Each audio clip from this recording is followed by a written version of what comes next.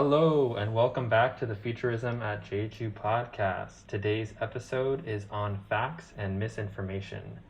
So, to get started, I kind of wanted to start with a personal anecdote. So, at the start of the COVID pandemic, obviously in March, there weren't very many people wearing masks. And so I was talking with my friends one day, and they were telling me about how people should be wearing masks and how effective they are. And I had read an article the previous day about how masks were ineffective, basically because air could go through the sides of the mask, or air particles could go through the sides of the mask, and so therefore they weren't effective. And so looking back on that, I feel extremely stupid to have fallen for that article. But it was kind of at a point in the pandemic where people were kind of looking for reassuring information or just believing whatever they heard. Obviously, that still kind of goes on, but me as I consider myself a somewhat educated person, and I believe in science and I am a scientist, but to have fallen into that trap was pretty eye opening for me. And so I realized that we have this public health pandemic, but there's also this pandemic of misinformation. And we've seen this with climate change, right? All the science tells us that climate change is real, but yet there are still, millions of people, if not billions of people, who believe that it isn't. And it's the same thing with the COVID vaccine. All the science shows that it's safe and effective, and yet there are still people who just refuse to believe that. So I really wanted to talk about what is the future of facts? What is the future of misinformation? And is the truth really a thing anymore, right? Because perception is reality, and people will believe whatever they want to believe, even if the facts are in front of them. So that's kind of my story, and I'm curious what you guys think. I think that I think one thing that's sort of interesting that we definitely need to start exploring is where we get our news and understanding sort of what is news and the difference between news and opinions, right? Because so much of the time I see from these major news outlets, um, essentially just these sort of opinion pieces where they'll talk about maybe something that originates with a news story and then it becomes more or less of an opinion piece because mm, they speculate off of what initially was a news story, and then people end up sort of really buying into these speculations, right? So I think that so much of the time we end up getting so caught up in the opinion of the news and newscasters and journalists rather than using the news as a resource for absorbing facts and coming to our own conclusions about things. So I think that where we need to start as far as a society is starting to recognize where to find facts as opposed to following a journalist's opinions blindly, if that makes sense. Well, I think just the delivery of that news that you mentioned is very deceptive. It's that they do present the facts and you do listen and you do absorb them, except right after there's a cutoff, and then suddenly it's like you said, speculation and not necessarily misinformation, but just straight up opinions that whoever's delivering the news has, and those kind of get mixed in with everything else. So when you look at a 5 minute broadcast of whatever, you're going to see the facts probably first, and then eventually you're going to start to notice that the language sort of changes into this could reflect or this might reflect or something like that. And it becomes especially apparent when at the end of that broadcast you can hear some of these more out there things being said that just kind of are being stated as facts, and you have to be like, wait a minute, that didn't happen, or that hasn't happened yet, or that that is an opinion straight up. You can disagree with that. So I think in general, we do know where to find the facts, and we just don't know how to separate them from opinions. And it's not our fault either. It's just a deceptive practice because everywhere where there are facts, there's also an agenda. So, people would just feed you not only what is, but what they want to be. Yeah, I think there's also the huge problem of a lot of media news outlets, of course, want our attention because at the end of the day, a lot of them are businesses that are just trying to get their money's worth out of, people that work for them. And unfortunately, that brings about deceptive practices in order to get more information rather than, what we would consider more boring news, but that are more objective, more to the point, that have perhaps less opinions attached to them, but we might not look at them with the same eyes just because they're so bulky and so abstract that some of us may not be able to tell. So a lot of us, I would assume, for the sake of convenience or for the sake of just our attention spans, we go and seek out these news sources that are just more exciting to us, regardless of how misinformed we might end up being at the end. Yeah, that's a great point. That's something I wanted to bring up is nowadays, and this kind of goes to what you were saying too, John, with news and entertainment have become so intertwined, and it's really problematic. Like, it's, yeah, like you said, the problem is all these news channels or organizations, they have an agenda, right? And their agenda is to make as much money as possible. And how do they do that? By capturing your attention. So they have to use the exciting articles and, the clickbaity titles and stuff like that. And one thing I was thinking about is, I don't know about you guys, but a lot of the times I'll see an article and I'll just read the headline, right? But the headline can often be misleading, right? Because it's trying to, capture your attention to get you to read the article. But I think so many people just see the title and then like assume like that's 100% true, but you have to like read in the article, and sometimes the article is a little different from what the actual title said. And people are very good at taking things out of context as well. Um, and so it's really important to kind of look for more boring sources, maybe.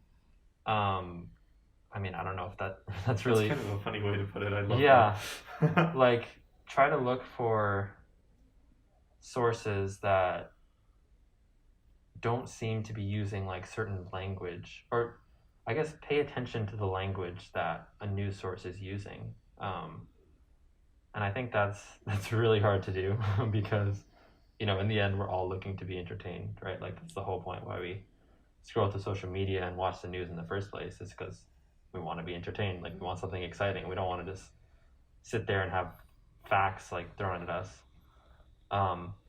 So one idea I had was, what if we could use AI to help us? So what if we could have like a software where you're scrolling through Instagram or something, and the AI can like analyze the article. Obviously, this brings up a whole like another set of problems, but the AI could analyze the article and like give you a rating of how biased it was or what language it used, and that way you have something to see. Oh, this article is really trying to persuade me, so I should be careful. Or oh, this article was actually very like matter of fact. Um, so that was one idea I had for how we can combat like bias and misinformation. What do you guys think about using AI to help with this crisis? Well, I mean, let me ask you a question. What would that solve exactly? Because I would go as far as to say that some people want their beliefs to be affirmed. People want to see things that they agree with. So even if it says it's, dispenses whatever rating you can think of, is that really going to impact anything? Do you think people will stop choosing sources and start moving to more objective, more middle of the road sources? Or do you think people are just going to ignore it or not use it? and just keep going with what the status quo is. I personally think that it might not necessarily create this huge of a change, but it will definitely affect a small percentage of people that will just take notice and at the very least just dig a little bit deeper than surface level to a lot of these articles. And I think that should be the main point here, not necessarily to change the whole system, because as we already know, changing things from the ground up is extremely hard and something that sometimes is almost impossible to think about. But making these small changes, at least starting off, can lead to a huge payout in the end. But one of the things that I particularly think could be helpful in these types of situations is education, right? Before, we get to all these sources, having the ability to in school have genuine discussions about what misinformation is, because it's not a topic that is often talked about, right? Same thing with college courses here. I think recently, like maybe last semester, something like that, the school created a new course specifically targeting misinformation and how news are delivered, something that was not a course beforehand. So that sort of goes to tell you just how far misinformation has gone to affect our lives. And the fact that like we are just getting to it shows you how far behind we are in addressing this in terms of education, right? We should have a lot more discussions. We should know how to analyze sources before we come to opinions and just, feed on these articles which may not have the best intentions for us. What I also think is sort of interesting about that in combination with the idea of AI is not only will it change the way that we are consuming the news, but it will also change the news that we're consuming. If a journalist is writing with the knowledge that their article is going to be judged by an AI or a society of students who grew up on learning about misinformation, they're going to think twice before framing certain language in a way that might portray an opinion as fact, or essentially putting misinformation out there, right? Or working for a company that promotes having some kind of agenda, right? So I think that it would end up changing not only the way that we consume the news, but it could potentially also change the way that the news is produced in general too, which could be a good thing. Yeah, that's really interesting. Going back to the education point, I'm gonna quote you, Max. You said this. People aren't taught how to think; they're taught what to think. I think that to me is kind of the core of this whole issue. Is going back to what Ricardo was saying, is before people are even exposed in the first place, it's the training. We need to train people or teach people how to think critically before they're exposed to the articles. Because once you're exposed to the articles and you're kind of like, you get into like the reinforcement of like, let's say you really like Fox News, you really like CNN or whatever, you're going to keep watching CNN and Fox News because they're very reinforcing of your opinions. And so I think the key is teaching people how to think critically beforehand, as early as possible. And I think obviously that's going to start, with the school system. Like you said, the fact that they have a course like that now, it's a little late. It'd be nice to have had it earlier, but better late than never. Right. So I think that's like a great start. I think that should be something that should be taught in schools everywhere, public and private, and really being able to question, especially what you're reading, instead of taking it as given.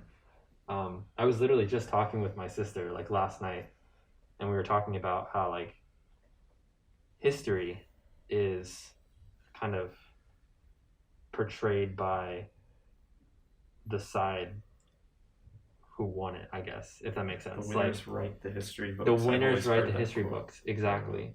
So you always have to question okay, this is written from the winner side, right? So it's like, what are they leaving out conveniently, or what agenda are they trying to promote? Like if you think of U.S. history, um, the U.S. is trying to promote its nationalism, and so thinking about, okay, what are they intentionally leaving out, or how are they intentionally framing things?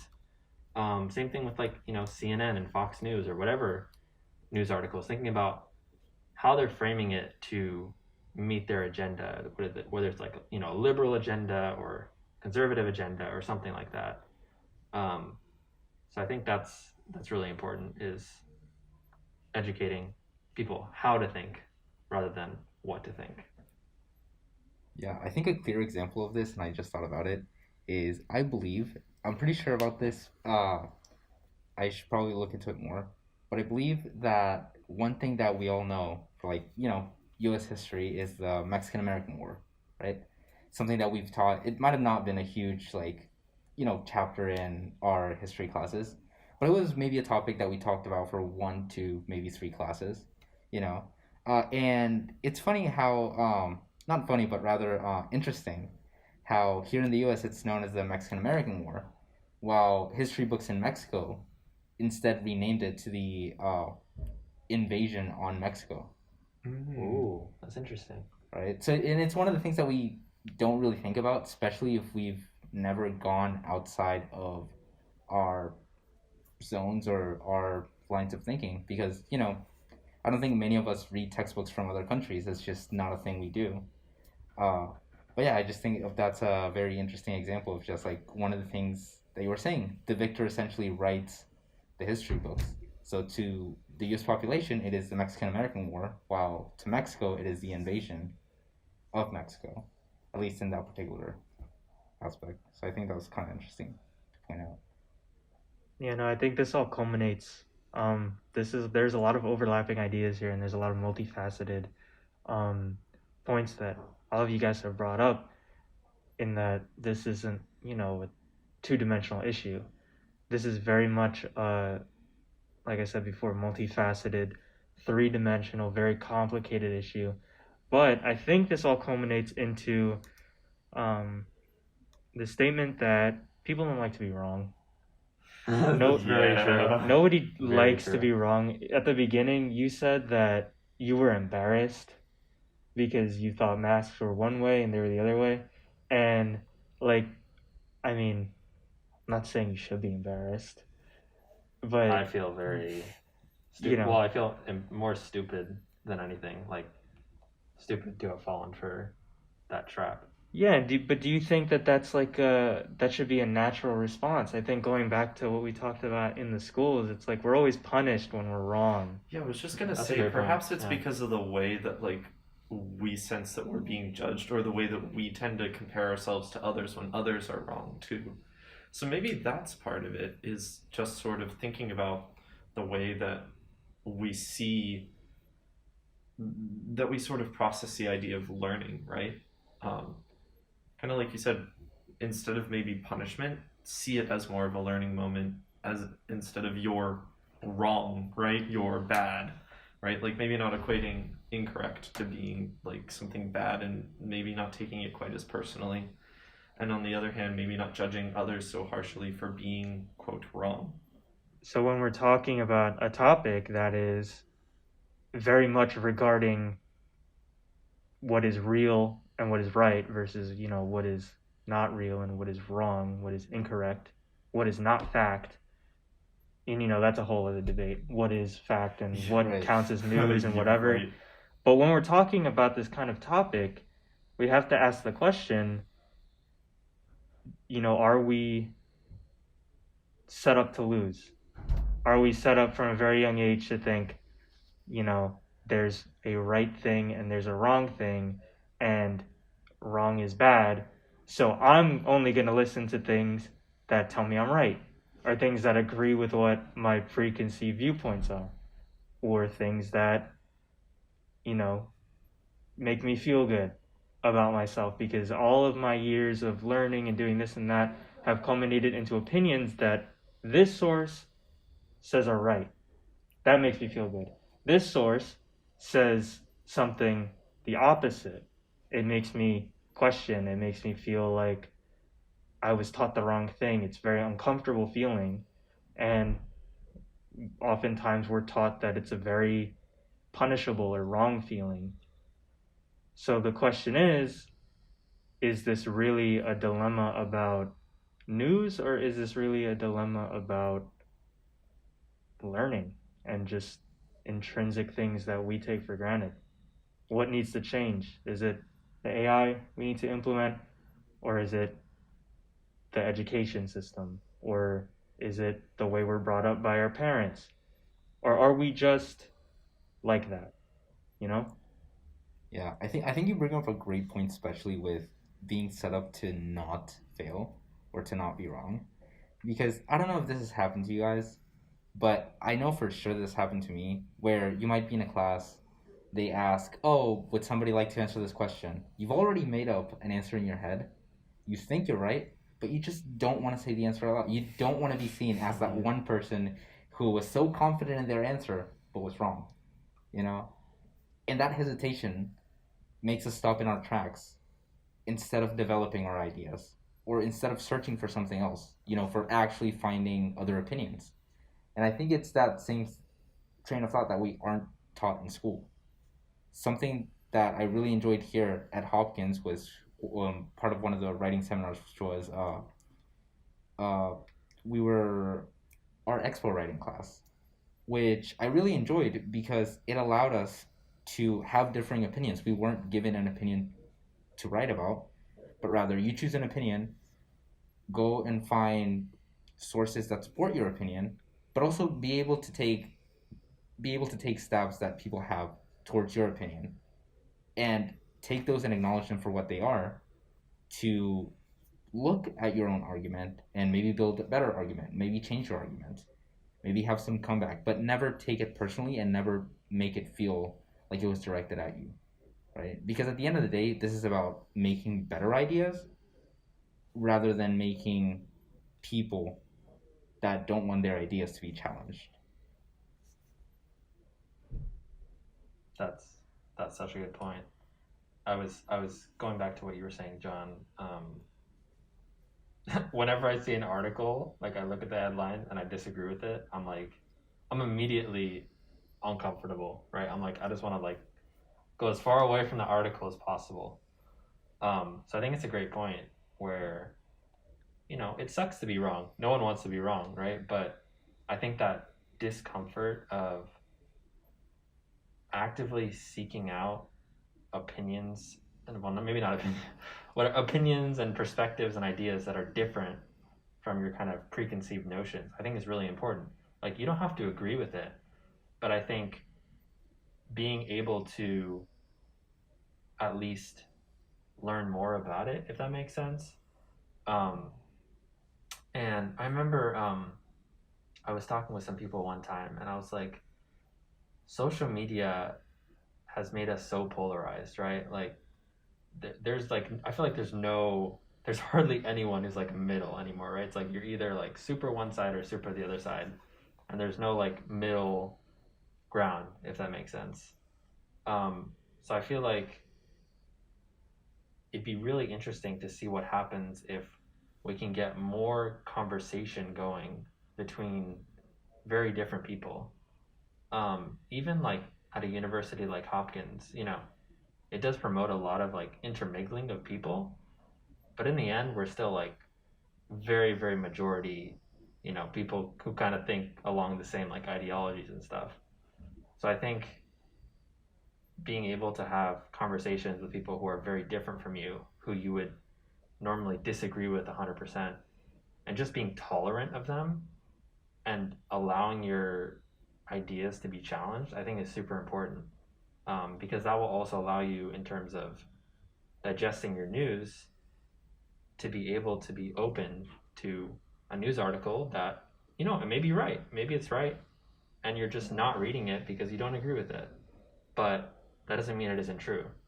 So I think being more open and being more tolerant of other ideas, and that goes back to the education point too, of being okay with being wrong, being okay with failure. I think schools should really promote that. Um, so And I suppose Yeah. that would solve the problem then. If we're okay with, you know, seeing things that we might not agree with, if we critically think about everything we see and we don't take things for granted and we take things with grains of salt and we critically examine everything we see and we form our own reasonable opinions, we don't really need an AI. We don't really need something to filter the news for us. We can all just be rational, which I think is something that is in very short supply these days. Certainly. Sometimes it almost, in my head, sometimes it almost seems that we pay more attention to the reviews and opinions of products that we buy rather than the news that we consume, right? Because sometimes we don't feel like we're losing anything by consuming a certain type of news, but maybe we are quote unquote losing assets, losing money over something that we don't know if we really need, or buy something that might have bad reviews. So I think that's just something else that we should sort of balance and scale out, or because, opinions, especially with news, at least I would think so, are way more important to our life than some random product that we just want to buy in general. I think like going back to people aren't taught how to think; they're sort of taught what to think. It sort of makes me wonder: would people even would people be willing to be taught how to think? Right? Because suddenly you're then burdened with a responsibility, right? Whereas if you're told what to think, you're sort of letting somebody else do the heavy lifting for you. So it sort of raises the question of, while it would be nice to have a society that is completely rational, or have a society that's able to come to where each individual person is able to come to their own opinions, is it even possible? Are people going to want that? Well, I think what you said just triggered like a thing in my head. The Uncle Ben quote, "With great power comes great responsibility." Yeah. I think that goes both ways. I think you can reverse it and it still makes sense. With great responsibility comes great power. When you have the responsibility Yeah. to, you know, learn what is objectively true and make your own rational opinions, and you have the burden of, engaging critically with almost everything you see, that gives you a great intellectual power. That gives you, you know, a leg up over somebody who has unfounded opinions. You can do a better job of convincing people, and you can also do a better job of learning from your mistakes and convincing yourself. So I think with that next step and putting forth that effort, only good things can come out of it. I guess what I'm trying to say though is that do we think that's something that as a society we'd be willing to sort of do and transcend into this um and have sort of our cultural beliefs like transcend into something a little bit more like you're describing, or do you think that we're sort of stuck in a loop? Now we are. Not everybody can be Spider-Man. There always has to be, some people that are just stuck in their beliefs. Yeah. That just might be how it is. And, as much as it is an idealistic statement, what I'm saying at least, it's the way that the world is because that is the path of least resistance. That's the entropy of the world. That's just how things have developed. And I don't know how much effort would go into changing that, but hopefully, you know, at least the four of us in this room are holding ourselves accountable, right? Yeah. And that's all you can really ask. That's kind of a start too, in some sense. Yeah. And it's all about giving these tools to people, regardless of if they use them or not. At least they're equipped to deal with these things if they so choose. And we can't take individuality away from people. At the end of the day, people are gonna, choose their own paths and go along their ways. But at the very least, we've at least somewhat prepared them for, instead of just being taught and being, handled, but make them have their own opinions rather than just be led. Yeah, so I think that's a great way to kind of segue into a challenge for you listeners out there. I challenge you to go seek out someone who has very different opinions from you and have a civil conversation with them. You can disagree on literally everything, that's totally fine. But I think it really starts with each of us individually to kind of seek out things that challenge our opinions, challenge our preconceived notions, and really be more open and tolerant. Even if we don't agree, I think it will kind of help us catapult into a more tolerant and less polarized society. So, on that note, thanks for listening. Hope you enjoyed, and we'll see you on the next one. Bye. See ya. Bye.